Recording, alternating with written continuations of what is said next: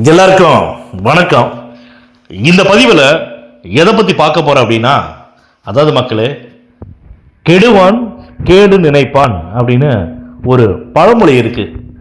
அந்த பழமொழி யாருக்கு பொருந்தும் அப்படின்னு கேட்டிங்கன்னா, ஒருத்தனை கெட வைக்கணும், கெட்டு போகணும்னு நினைக்கிறவனு சரி, ஒருத்தனை அழிச்சே ஆகணும் அப்படின்னு நினைக்கிறவன் அந்த எண்ணத்தோடவே இருக்கிறவனுங்க என்ன பண்ணுவாங்கன்னா, தானு கெட்டு போய் தானு அழிஞ்சு போயிடுவான்.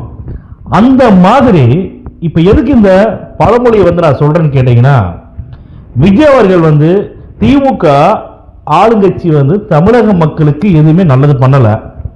4.5 வருஷம் முடிஞ்சு தேர்தல் வர நேரத்தில் மட்டும் நான் இதை பண்றேன், அதை பண்றேன், மகளிர் காசை சேர்த்து அனுப்பிச்சு வரேன், கோடை விடுமுறை காசு அனுப்பிச்சு வரேன், என்னென்னமோ புரிஞ்சு பண்றாங்களா புரியாம பண்றாங்களான்னு தெரியல.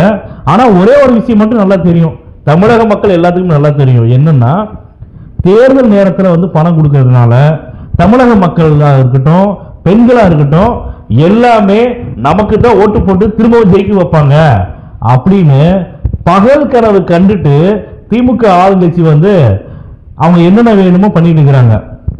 ஆனா நான் என்ன சொல்றேன்னா, விஜய் அவர்கள் இதெல்லாம் மக்களுக்கு நல்லது பண்ணல அப்படிங்கிறத அவர் தட்டி கேட்டுத அரசியல் கட்சியை ஆரம்பிச்சாரு.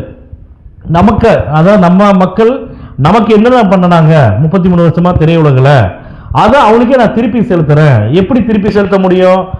நிறைய பேர் கேட்கறாங்கல்ல, அறிவிட்ட முட்டா பசங்க கேட்கறானுங்க. என்ன கேட்கறானுங்கன்னா, நீ அரசியலுக்கு வந்துதான் மக்களுக்கு நல்லது பண்ணணுமா? ஏன் நீ சினிமாவில் இருந்துகிட்டே நடிச்சுக்கிட்டே நீ நல்லது பண்ண முடியாதா?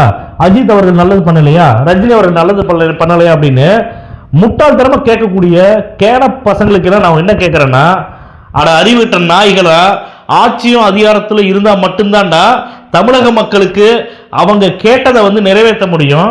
ஆட்சியும் அதிகாரம் யார் கையில் இருக்கோ அவங்க தானே மக்களுக்கு நல்லது பண்ண முடியும். சினிமாவில் இருந்துட்டு நல்லது பண்ண முடியும்னா ஒரு சில மக்களுக்கு மட்டும்தான் நல்லது பண்ண முடியும் விஜய் அவர்களால.